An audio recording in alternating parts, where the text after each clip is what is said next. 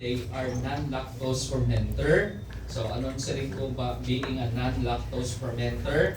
It is pathogenic. This is causing. So, when it is grown in faculty agar, so it is non-lactose fermenter. It has the ability to produce gas when fermenting glucose, and also the ability to produce hydrogen sulfide from thiosulfate. And it is characteristically motile organism provided with peritrichous flagella. So when you say peritrichous, the entire body is surrounded with flagella. Okay. So these are the different species under Salmonella. So we have Salmonella typhi, or it is also known as your Ebers bacillus, then Salmonella paratype A, B, or Salmonella scopoviari, then parotype is C, or Salmonella hirsfeldi, then Cholera suis, Dipemorium, or Enteritidis, or gut nurse bacillus. So we'll discuss more of Salmonella typhi. So it is a gram-negative, non-encapsulated, non-spore forming bacillus. So it is motile and is provided with peritrichous flagella. So the entire body is surrounded with flagella, and it is said to be resistant to some chemicals like your brilliant green sodium tetrathionate and sodium desoxycholic. Kaya nga, these substances are used as to enrich the culture medium for the isolation of your Salmonella. Okay? Resistant man tira, so that means this organism these compounds support the growth of your Salmonella. So, what are the determinants of pathogenicity of the organism? It's by way of its ability to produce endotoxin. So again, the endotoxin is from the LPS, and it is released upon the destruction of the cell wall. Salmonella is also capable of producing invasines, which mediate attachment and penetration of the organism in the intestinal epithelium. And also, it has antiphagocytic factors, which include some enzymes like your catalases, superoxide dismutase. And what is the action of this enzyme? Enzymes, it is capable of neutralizing the active oxygen radicals. So, to some extent, talaga niya in advantage. Bagat yan antioxidant. And also, another antiphagocytic factor produced is the defensins. These are proteins that facilitate the bacterial killing by phagolysosomes. Then it has also the virulence antigen, which has also been associated with its ability to evade phagocytosis. So what are the antigenic determinants? So we have the H antigen. Again, when you say H, it is associated with the flagellar antigen. So characteristics to this H antigen is it is easily inactivated by heating the organism over 60 degrees centigrade, or with the use of alcohols or acids. So this is best prepared for serological testing by the addition of formalin to young motile broth cultures. Again, this H antigen can be is incorporated in the Widal test. Another antigenic determinant associated with Salmonella is the O, or the somatic antigen, which is associated in the cell surface and characterized to be resistant to prolonged heating at 100 degrees centigrade, with the use of alcohols and dilute acids. So, this somatic antigen is prepared from non-motile bacilli with treatment using your heat and alcohol. So, it is characterized to be made up of proteins that is already free from lipopolysaccharide. And the last one is your V antigen, which is prepared by destroying or heating it in for 1 hour using 60 degrees centigrade or with acid extraction or the use of phenol. So what is the significance? If the patient has high titer reaction to V antigen, you can have the present infection because it is associated, or current infection because it is associated with virulent stains. Okay, so talking about Salmonella, generally, the general clinical disease that is caused by this group is called salmonellosis, which is characterized by diarrhea. Okay, typical of this is your enterocolitis that is caused by Salmonella enteritidis and Salmonella typhimurium, which is said to be self-limiting that lasts only 2 to 5 days. So, pwede niya ma-confuse with the viral na cause of diarrhea. Okay, so with regards to management of the case of your salmonellosis, you just have to hydrate the patient so that dehydration and electrolyte imbalance can be avoided. Okay, so other diseases caused by Salmonella, you can have osteomyelitis, specifically related to Salmonella enteritidis in patients with sickle cell anemia. Another disease, of course, the most common is typhoid fever, so caused by Salmonella typhi. So, in the first week of infection, the patient may present non-specific signs and symptoms like fever, malaise, aches, and pains. So this time, the organism can best be isolated with the use of blood culture. So at this stage, there is diarrhea in yung patient, like constipated. Second week, there's bacteremia, so or appearance also of rose-colored spots on the skin, especially best appreciated in the trunks. So how one can acquire the infection? In salmonellosis, this is caused by animal pathogens that are transmitted to humans through contaminated food. So, ingestion, oral ingestion.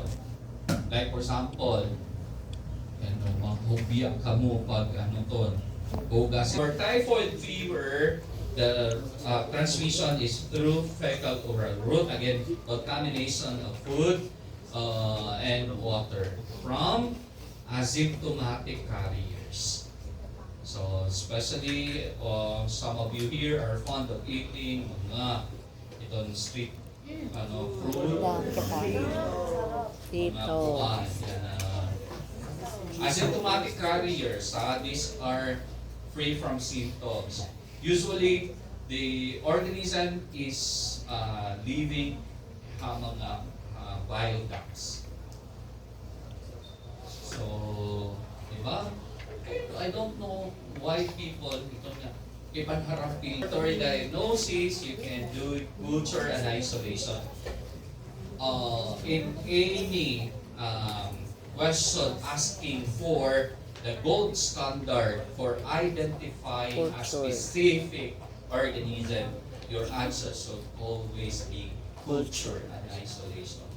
Bisan anong mga question, bisan anong organism, basta nga ni masaling gold standard in the identification of a specific organism, it's always culture and isolation. It's not through serological testing. Okay, so if you are dealing here with typhoid fever, infection, first week of infection, you use blood as your specimen, using now your BHI or your brain heart infusion agar. Then second week, you can use the stool as the specimen. If the patient is constipated, you can do your rectal swab. Ang rectal swab man. Be careful natin yung pag-swab, nga di rin mabili ng cotton. Diba yung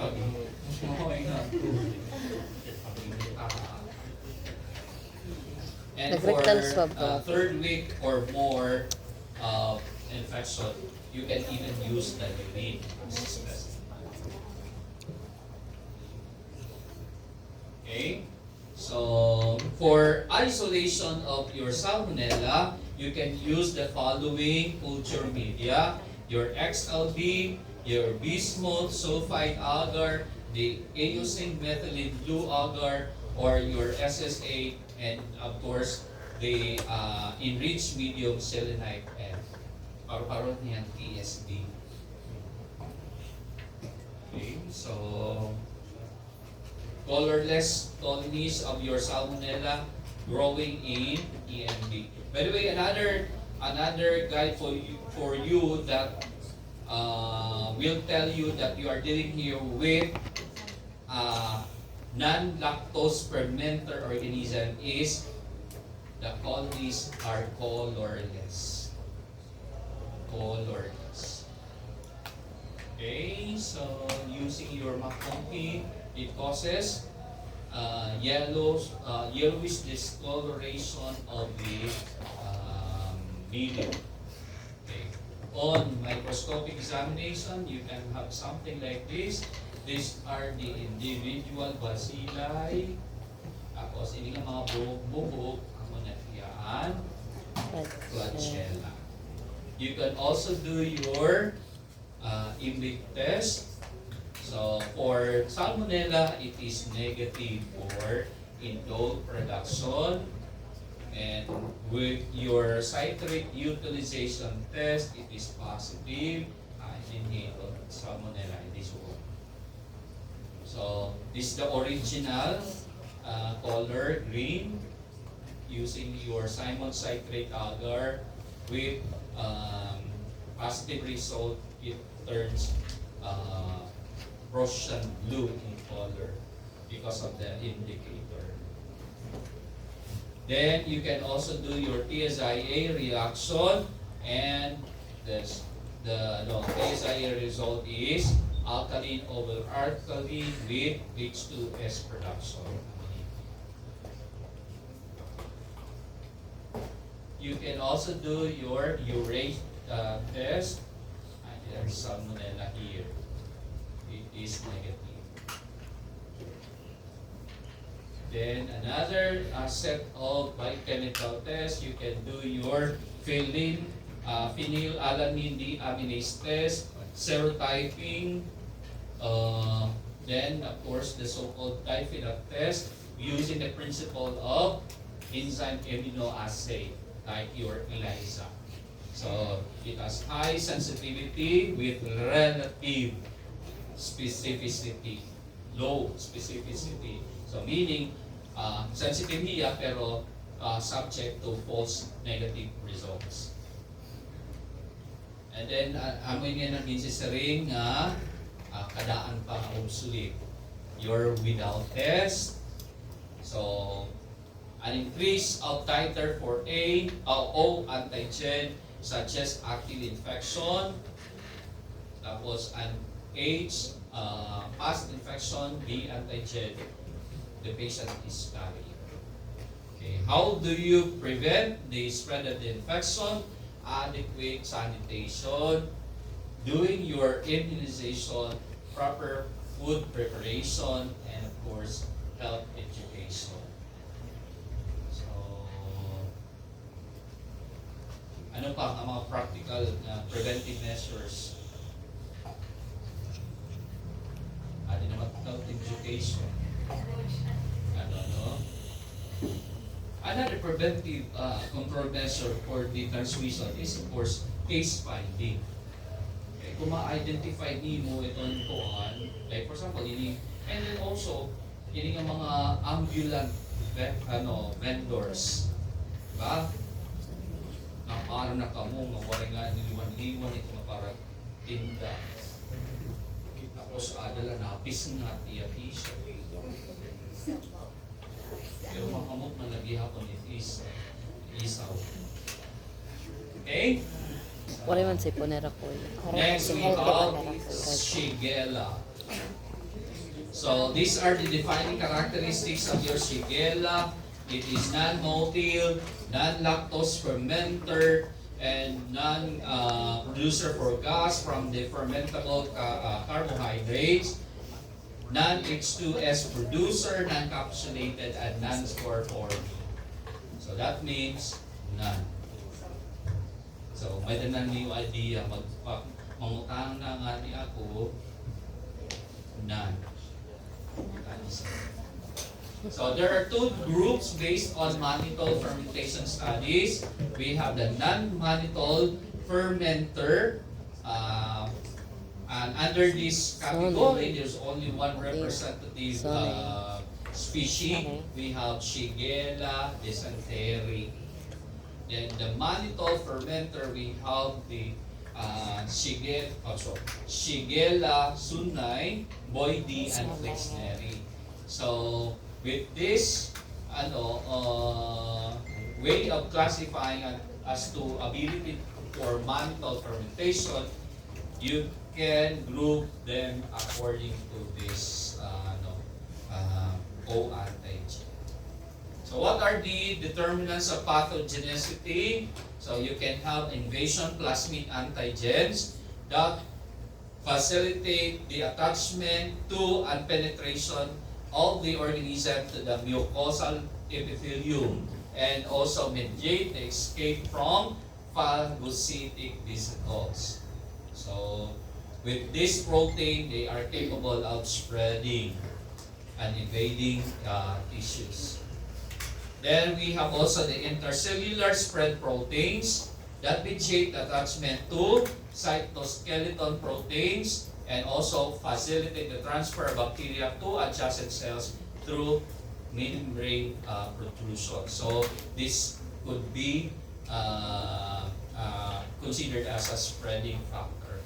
So the Shigella, especially dysentery, is capable of producing your exotoxin. Aside from producing the endotoxin, may dala ni gihapon is specific exotoxin, and that is your Shiga toxin, and its action is through inactivation of this 60 ribosomal subunit of mammalian cell ribosomes, inhibiting the synthesis of proteins.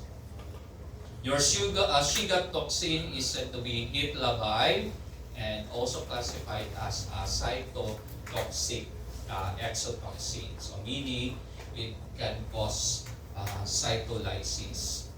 Okay, what's the disease caused by Shigella dysentery? So it is a cause of your bacillary dysentery, which is characterized by severe abdominal pain with frequent painful passage of low volume stools with blood and mucus. This differentiates from the amoebic dysentery, because in amoebic dysentery, the volume of blood is relatively damo. Kontra hiton, the blood that is passed out, that is seen with the one caused by Shigella, low lab. The infection is limited only to the colonic mucosa and submucosa, whereas in amoebic, there is the so-called extraintestinal involvement. So, dysentery caused by Shigella confined at iyang colon. Whereas your amoebic dysentery, it can cause extraintestinal manifestation even to the brain.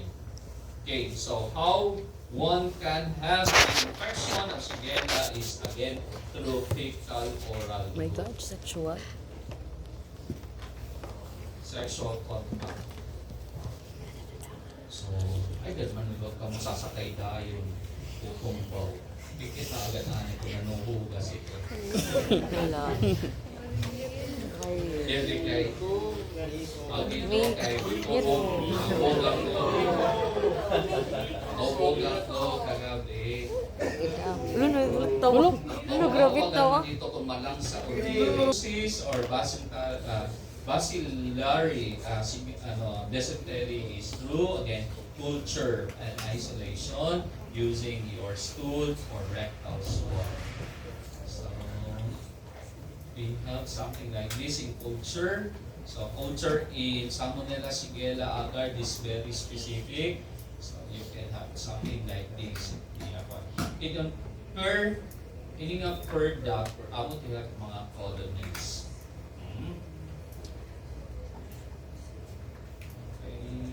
Ano?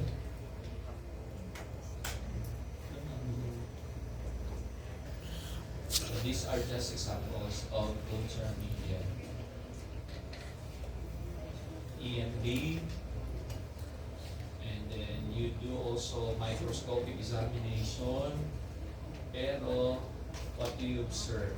Free from any flagella. Okay. What about the TSIA reaction? So, did it, sa'yo pinigin po. That's a, paraparigan. And then with regards to intake, it's negative for indole reduction. Then citrate utilization test, negative also.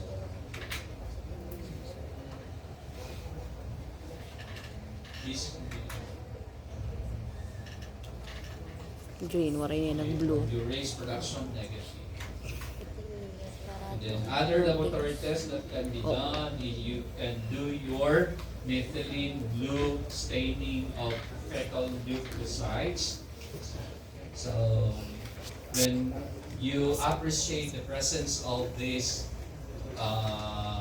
leukocytes, so it indicates that there is invasion. Then we have the Serenity test. This confirms the invasiveness of the organism.